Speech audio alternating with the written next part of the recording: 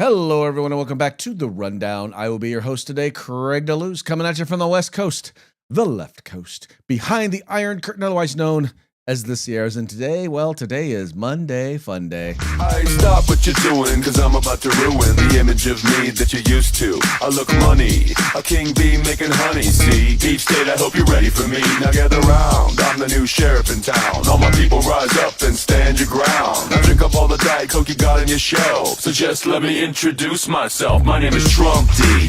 I like my mashed potatoes lumpy. Fake news, oh how I like to punk thee. That little sniper on the slope tin, he took a shot but he missed me. I don't fall, y'all, I'm like the ever ready bunny. Still going strong and spunky. So put on your big boy pants. Come on, let's do the dance. Trumpy dances, it shines to do the Trump. Come on, do the Trumpty Trump. Come on and do the Trumpty Trump. Check me out, y'all. We do the Trumpty Trump. Just watch me do the Trumpty Trump. Yeah. Do you know what I'm doing? We do the Trumpty Trump. Come on, everybody do the Trumpty Trump. It's time to do the Trumpty Trump. Yeah. Oh, that's right, folks. Today is Monday Fun Day. We're going to have some fun, despite the fact what the left is trying to do, despite their attempts to assassinate our president for the third time now. We're going to have a good time, and we're going to have a good time because President Trump, and we're celebrating because President Trump is still with us. He is still president. And those who would seek to do harm to those they politically disagree with lost again. That's right. They lost again. President Trump is still here and advancing American interests and American values throughout the world. I'm still here, so I'm having a good time. Fortunately, Mike was not able to be here, but I'm here. You're here. We're here. And, like I said before, President Trump is still here, so we're going to have a good old time today. And we're going to start off that good old time the way we always do, and that is with a quick shout out to our sponsors. We're going to start with the folks over at Hitman Industries. They make rifle and pistol caliber barrels available for you to purchase at any length. Just go to hitmanindustries.net. We've got the California Republican Assembly working to help elect conservatives at all levels of government, from school board all the way up to President of the United States. Find out the criteria that they use when judging candidates. Just go to cragop.org. That's cragop.org. And then you've got the best in concealed carry tactical holsters available on the market at hogholsters.com. That's HAWG holsters.com.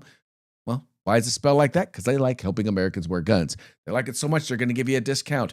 Just use the discount code The Rundown, all caps, no spaces, one word, just like it is right up there, and you're going to get your hog holster on discount today. And then finally, the place where you can find all things tactical except the gun, and that would be at uscombatgear.com. They have a huge selection. They specialize in group sales. They are the place to go if you are the purchasing agent for your department, for your agency, for your group, or just for your friends. You want a big purchase, you go there, uscombatgear.com, the place where you can find all things tactical except the gun. Also want to encourage you, if you're watching this program live, 3 p.m. If you're watching this program 3 p.m. Pacific, 6 p.m. Eastern, you are watching us live, and we would love to hear from you. Go ahead and let us know what you think about the program, where you're watching us from, any of those things. Just all I just ask one thing. I just ask that you make it interesting. Otherwise, well, by the way, if you're interesting, the most interesting thing you can do is to disagree, because when you disagree, it gives us the opportunity to mock you. Oh, wow, is that a mockingbird? Man, is that a mockingbird? Is that a mockingbird? That's right. As Mike would say, we will mock you. All right. As you know, and I'm sure unless your head has been buried in the sand somewhere, President Trump has survived the third attempt on his life. That's right. For the third time, twice while he was running for president, and now once while he has been president, he has survived an attempt by an individual, by someone on the left, to end his life. In this particular case, it happened at the White House Correspondents' Dinner. Let me see if I can pull up the news article here. Where did my mouse go? It's somewhere around here. There we go. That's the problem with being both in front of and behind the camera at the same time. Sometimes you can't find stuff, but here we go. Bam. It says here, this is a report from over at the California Globe, and there's tons of places, but this is the one I like the most because I like the California Globe. President Trump survives unprecedented third assassination attempt. Fight, fight, fight. That is what candidate Trump yelled to the crowd in Butler, Pennsylvania, when a psycho tried to assassinate the Republican leader in the 2020 in the 2024 presidential race. As shocking as it is, there was yet another attempt, a third attempt, on the 2026 at the White House Correspondents' Dinner. The first was in Butler, Pennsylvania. The second was at Trump's own golf course in Florida, the Trump International Golf Club, West Palm Beach, and last night, the third. Law enforcement officials identified the alleged assassin as Cole Thomas Allen, who was arrested near the screening area outside of the banquet hall. One Secret Service officer was struck in a bullet-resistant vest and is expected to recover. Members of Allen's family contacted police recently with information on Allen's radical behavior and radical groups he was involved in, as well as having several weapons and weapons training. You see here's some posts here from. Anyway, it says here, Turley said in an interview with Brian Kilmeade's Sunday show, "We live in an age of rage, and there are people fueling this rage. Rage is addictive and dangerous. You love control. People like Allen will hear it as a license for violence." And that's really what it was. Because what they noted was that he basically said the reason why he was doing it, the reason why he was attacking him, was because, well, he said because he thought that Donald Trump was a pedophile. He said he thought that he was a pedophile protecting pedophiles. He believed that he would basically, that's what it came down to. He believed all of the lies, all of the conspiracies that are being put out there by the left regarding President Trump. And that kind of gets me into our anyway, so right now you've got people out there right now who are just like, not only are they not apologetic, not only are they like not thinking about how the things that they have said and the lies that they have spread, they're not even thinking about those things.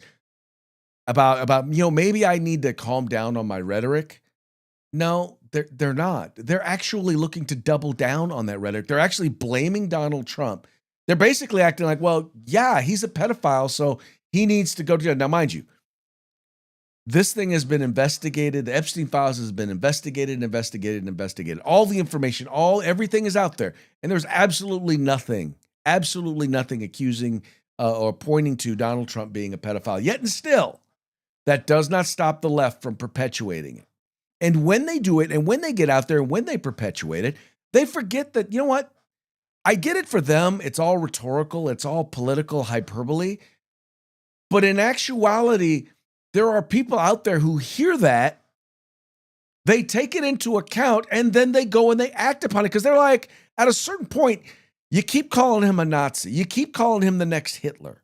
And eventually someone's going to say, well, you know what? Someone has got to do something about it. And that's where a lot of folks on the left are starting to get. And that kind of gets me to the second point when it talks about political violence being all the rage for the left.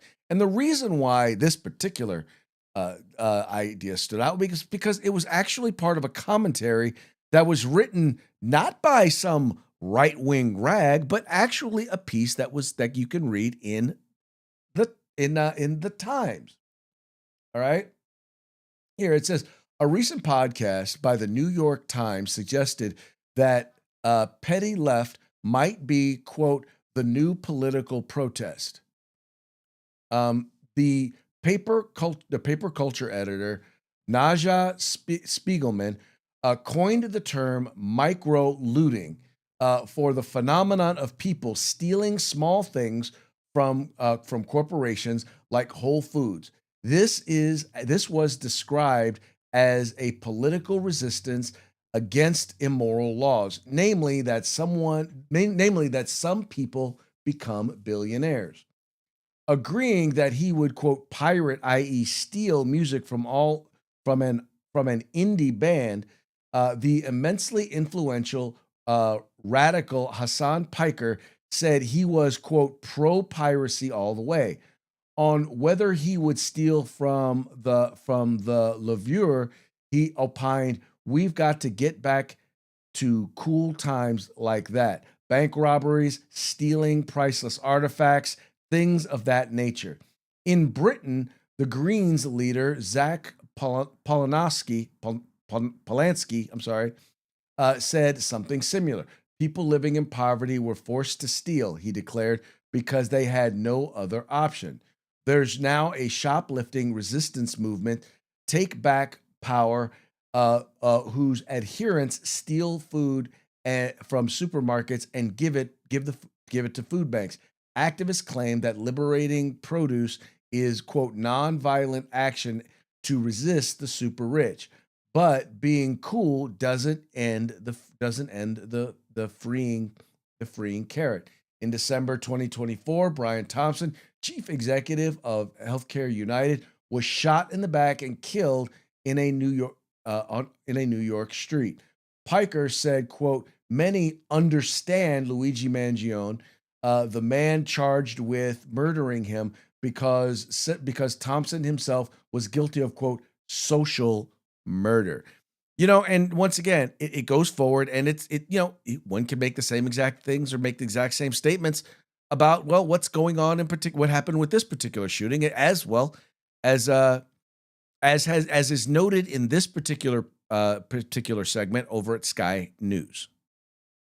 Joining me now is Newsweek's senior editor-at-large, Josh Hammer. Josh, how complicit are the Democrats and their propagandists in the mainstream media in the political violence we're seeing? Extremely complicit is the short answer of this, Rita.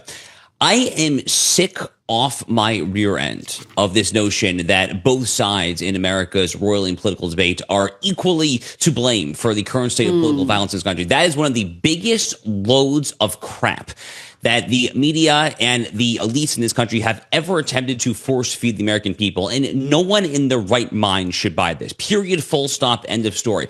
In my telling of the story, Rita, this goes back at least as far back, arguably further, but it goes at least as far back as Floyd Lee Corkins, who tried to shoot up the Family Research Council, the social conservative think tank in Washington, D.C. back in 2012. Then you, of course, had James Hodgkinson, who tried to shoot up the Republican congressional baseball team. He actually almost did fatally wound Steve Scalise there back in 2017. You had Nicholas Roski, who tried to fly cross country and try to assassinate Brett Kavanaugh. He had zip ties, trying to commit an unspeakable act there to try to prevent the Dobbs opinion overturning Roe versus Wade. You had the assassination of my friend Charlie Kirk. Then you now have 3 attempts on Donald Trump's life. The manifesto of this most recent would-be assassin, Cole Thomas Allen, the manifesto is positively chilling. He's not mincing words there, Rita. He's telling us exactly how he feels there. He was sick of Donald Trump, who he refers to as a pedophile and a rapist and a traitor and this, that, there. He was sick of him and his minions, his cabinet members, actually leading this country there, and he wanted to take matters into his own hands.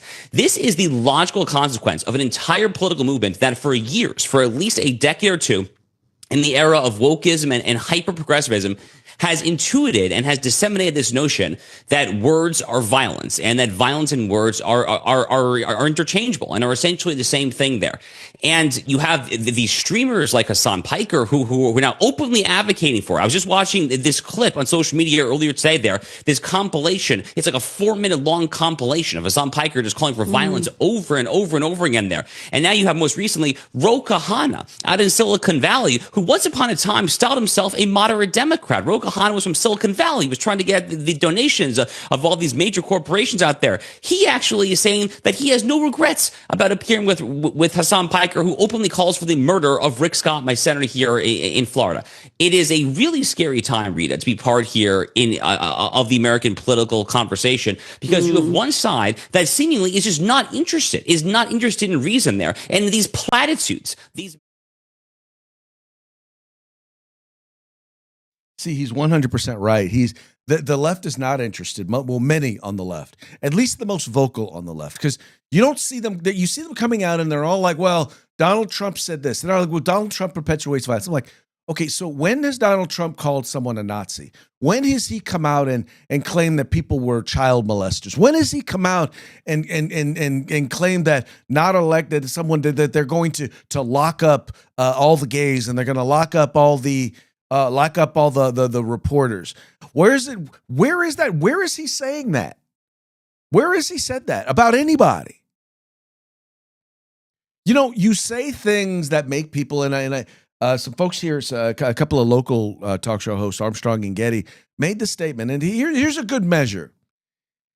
If what you are saying about somebody were actually true, would it provoke someone to say, you know what, they probably need to be put down? If that is true. In other words, if you say, well, if you know for a fact that someone is quote unquote a child molester, does that or does that not constitute a reason in someone's mind to kill them?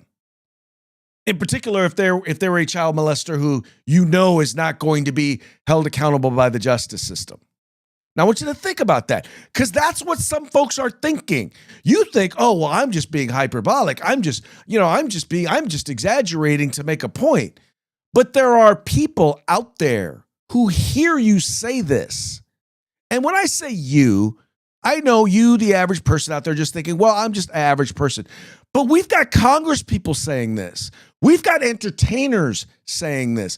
We've got people in the media. We're talking opinion leaders who are repeating these things.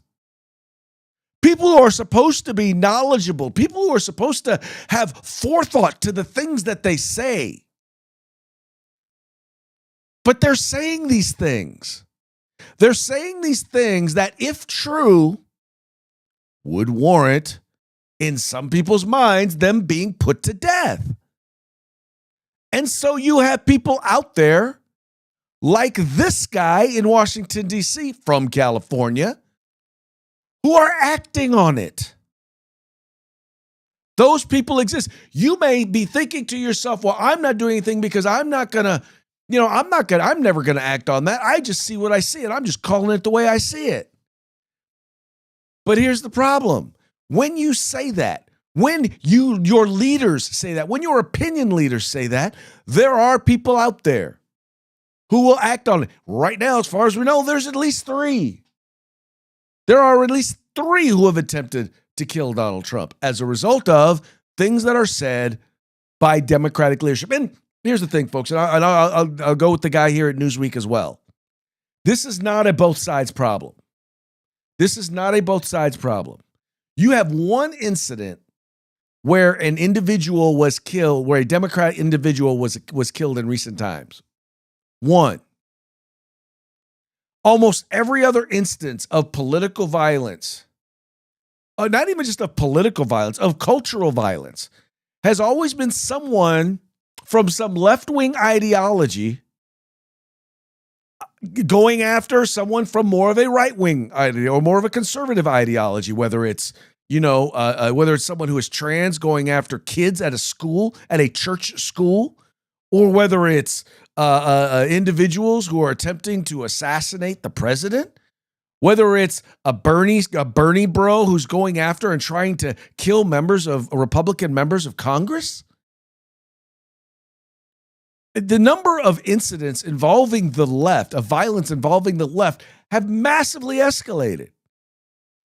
Now, I know people say, well, what about January 6th? January 6th was one day. And when you factor into the overwhelming majority of people who showed up to hear Trump speak, and then the small minority number of people who actually wound up engaging in violence, and by the way, I'm not justifying those who engage in violence. If anyone engaged in violence, they should have been thrown under the jail. I did not support President Trump doing the blanket pardons. A lot of the folks did deserve to be pardoned because they didn't engage in any violence. They didn't break any laws. All they did was, walk into the Capitol when Capitol Police just let them walk in. That was a lot of the people, but that wasn't all of them. At the same time, the left has absolutely no problem with all the looting, destruction of property, all the law enforcement officers who were attacked. Over 2,000 of them were injured during the Summer of Love George Floyd riots. 25 people died. 25 people died. Nobody died as a result of the the January 6th riot, with the exception of Ashley Babbitt, who was shot by a Capitol police officer, unarmed, shot by a Capitol police officer. But almost all political violence is done by the left. And I'm not trying to blame the left. What I am trying to do, though, is to get people to be accountable for the words that come out of their mouth, for the memes that they decide that they're going to post. If you're going to exercise your freedom of speech, and you have every right to do that, just understand that when you abuse those rights, it has consequences. And some of these consequences are people attempting to kill people on the right. And you know what? I'm wondering, are you secretly okay with that? Is that what it is? You're okay with them trying to kill people on the right? Because as much as the evidence shows what is happening, and it couldn't be any clearer, because in his manifesto, he's claiming the reason why he's doing this is for all the reasons that y'all say. For every accusation that y'all make, you on the left, I'm referring to, for every accusation that you make, those are all the reasons he highlights. Dude graduated from Caltech, I think with an engineering degree. So he's somewhat logical. A plus B plus C equals I need to shoot the president. That's what he said. Now, his equation was based on faulty logic and bad information, but where did he get that bad information? I don't know, but I know who's perpetuating it. I know who's trafficking in that bad information. It's the MSNBCs or the MS Nows. It's the ABC News, right? It's the NBC News. It's the New York Times. It's Mother Jones and the Huffington Post. It's the teachers' unions. It's the colleges and universities, the Ivy League schools of education. They're the ones that are trafficking in the lies and the disinformation. In particular, the lies and the disinformation that motivated this individual to shoot. Now I ask you, once again, I'm not going to sit here and say blame you. I'm not going to say it's your fault. This guy decided he was going to do that. It is his fault. He is the one that needs to be held accountable. But how about this? I mean, here's the thing. Here's the thing, folks. Look, I get it. Not your dynamite. Not your explosive. How about you not light the fuse? How about that? How about you're the match, right? How about you not give him the matches? How about that? How about you not plug in the timer or be the blasting cap? How about that? How about you just take a moment and think about it? And once again, I will say the exact same thing to the right, because here's the deal. Even though most of the things that are going on, most of the violence is happening on the left, I know that there are plenty of people out there right now who are like, you know what? I'm tired of being reasonable. We are reasonable, and they come after us with violence. Right? We try to talk. We try to debate, like Charlie Kirk, and they killed him. Right? We try to go on college campuses and debate and talk, and Antifa shows up, and they shut it down. The colleges shut it down. Why should we be reasonable if we are not treated reasonably? That's how people feel. Now, I would say because it's the right thing to do. Just because it's the right thing to do, even if the other side doesn't do right, doesn't mean that we get to do wrong. But they're not wrong in saying, well, if they do it, we should be able to do it too. They're not wrong. They're not right, but they're not wrong. And I guarantee you, just like the violence of Antifa was the impetus for the birth of the Proud Boys, the folks on the left are not going to be able to continue to do this forever. And by the way, they know this. They want the right to violently react. That's another reason why we should not, because it works right into their plan. They don't care where the violence comes from. They just want violence. And when they get the violence, then we're going to blame. When they're violent, we get the blame. When we're violent, we get the blame. In the end, they want to tear down the whole structure, and the structure gets torn down when both sides are engaged in the violence. So we need to think about that. But I know there are reasonable people on the left who don't support this sort of stuff. I know you're out there. Maybe I'm being overly optimistic. Maybe I'm being Pollyannic, but I know you're out there because I've talked to you. I know you're out there. This is not something that we can stop. I can stop it for the people on my side. I can do what I can to address the people on my side. But folks, you got to police your own. Folks on the left, you got to police your own. And until you start doing it, and that's what I will totally give John Fetterman some credit for, is John Fetterman is doing it. Bill Maher is doing it, right? I mean, there are people on the left who are doing it. And sadly, as soon as they speak up and they say it, y'all treat them like they're your enemy, like they don't believe what you believe. Well, no, they believe, they share some of the values. They just don't, they're not the anarchists. They're not being intellectually dishonest the way you are intellectually dishonest. Not to say that they don't have their own intellectual dishonesty, but at least they're willing to acknowledge when acknowledge when wrong is wrong. And that's what's going on here in many of these cases.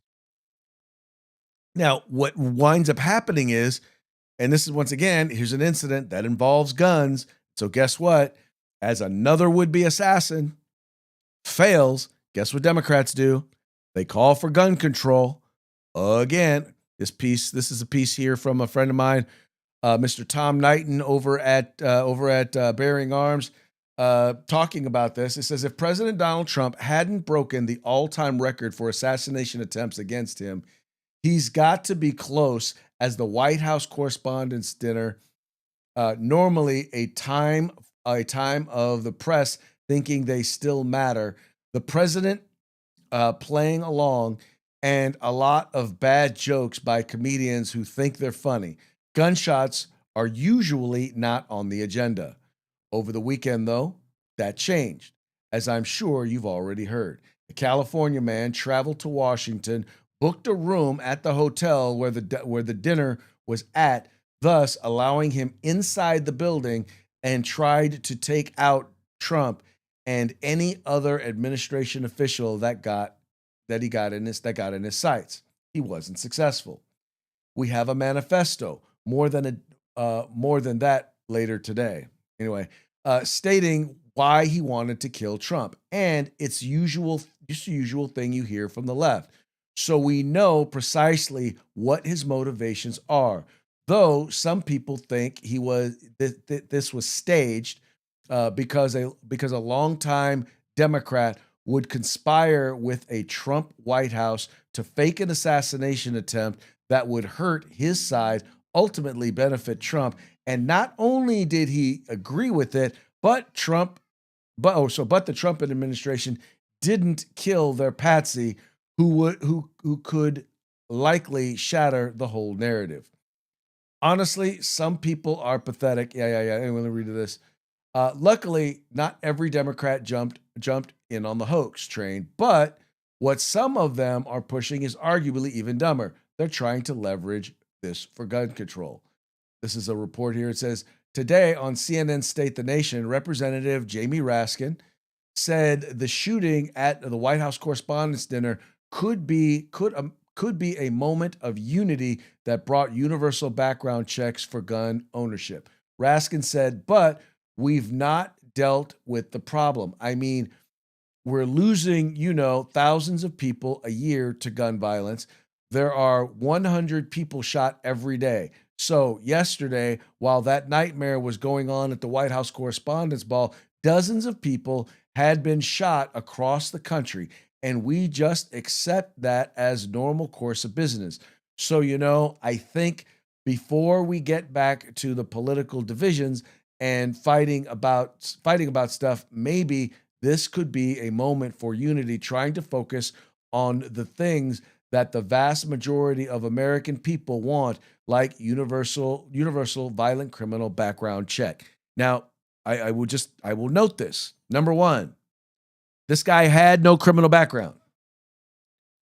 All right. Both of his guns were purchased legally. And by the way, neither one of his guns are quote unquote assault style weapons. That means that he didn't use an AR. He didn't use a centerfire semi-automatic rifle, right? He had a shotgun and he had a handgun. So he had 2 firearms, which, by the way, some in the media called an arsenal.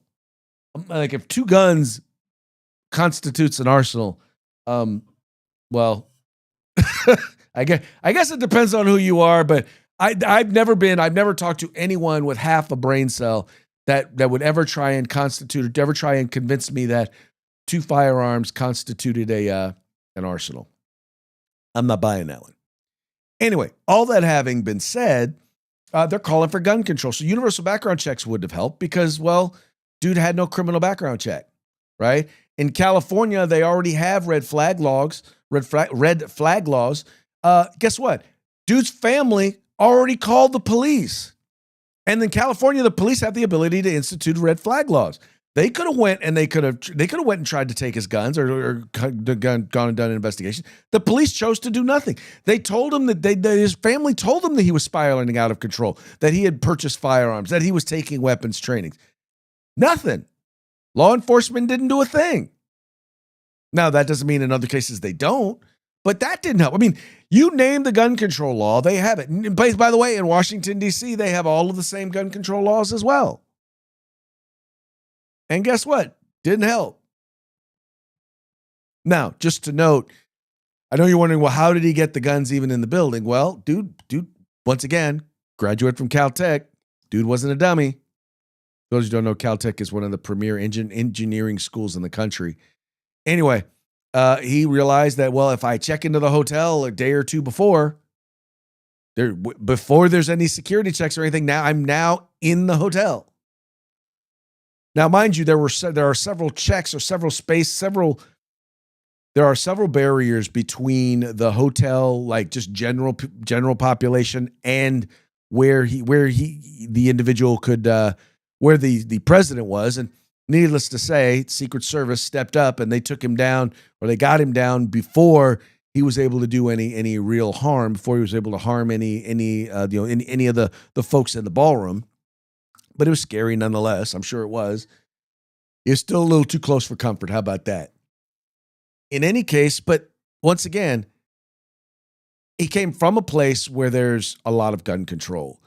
He traveled to a place where there was a lot of gun control. And he was using firearms that didn't violate the law at all. Right? Neither one was even the scary black rifles that the left is so scared of. Yet still, they're calling for gun control. When he talks about universal background checks, that's the one that gets me the most, because once again, he wouldn't have failed it. We have those in California where he bought the guns. And yet, here we are. They have it in Washington, D.C., where he used the guns. And yet, here we are. Never let a tragedy go to waste. That's the Democratic motto, at least according to Rahm Emanuel. Anyway, just goes to show you, once again, they have no shame. In fact, they have so little shame. Hopefully they're starting to develop a little bit of shame, because there was a joke. So prior to the White House Correspondents' Dinner, Jimmy Kimmel decided he was going to be funny. And he was going to do kind of a mock, like as if he were a comedian roasting the president at the White House Correspondents' Dinner. And let's just say it didn't go. I will just play a little segment. There was one where he basically, I don't know if he was calling for it or if he was trying to be like, predicting the future.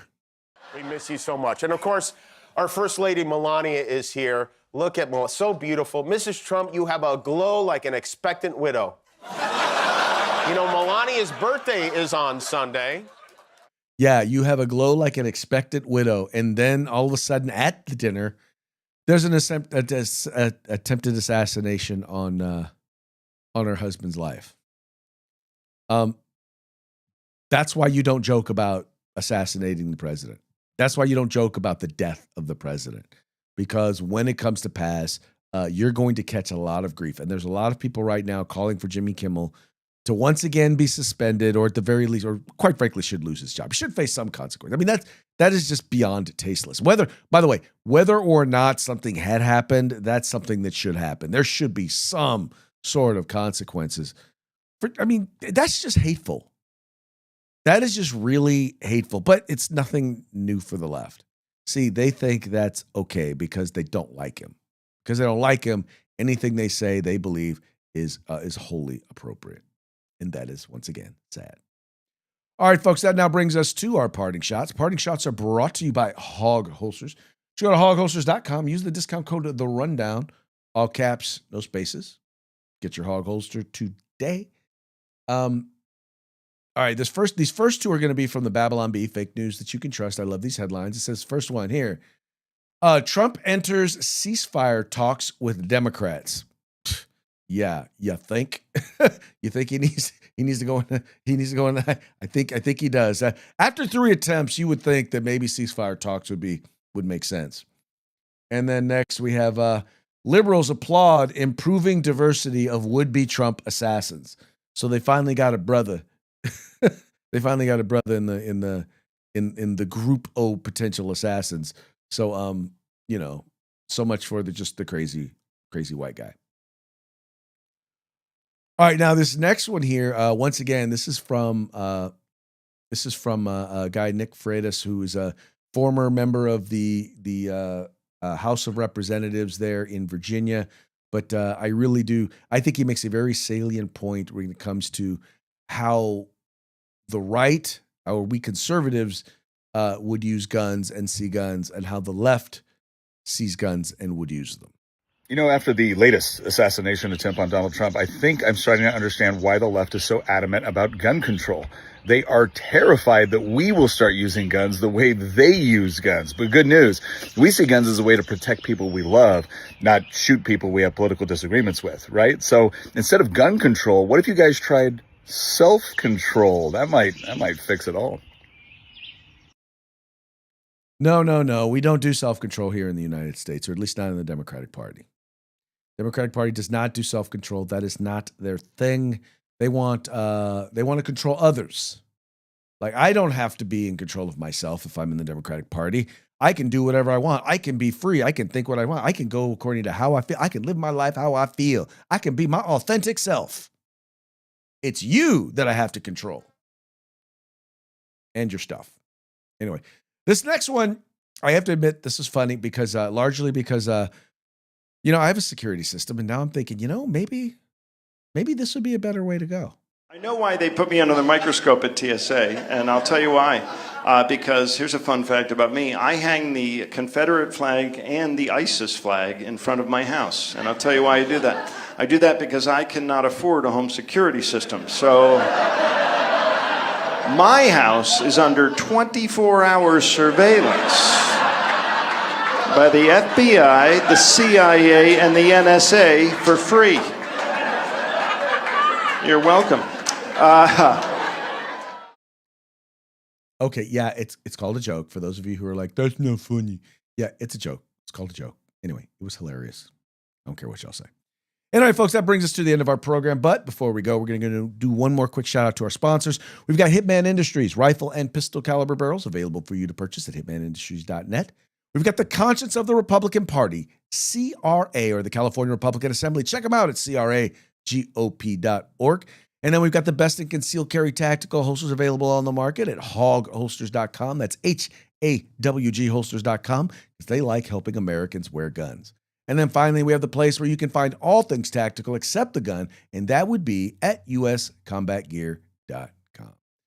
And with that, we're going to go ahead and call it a shoe. We will be back tomorrow on Taco Tuesday. Till then, y'all have fun. Y'all stay safe. We will see you. Manana.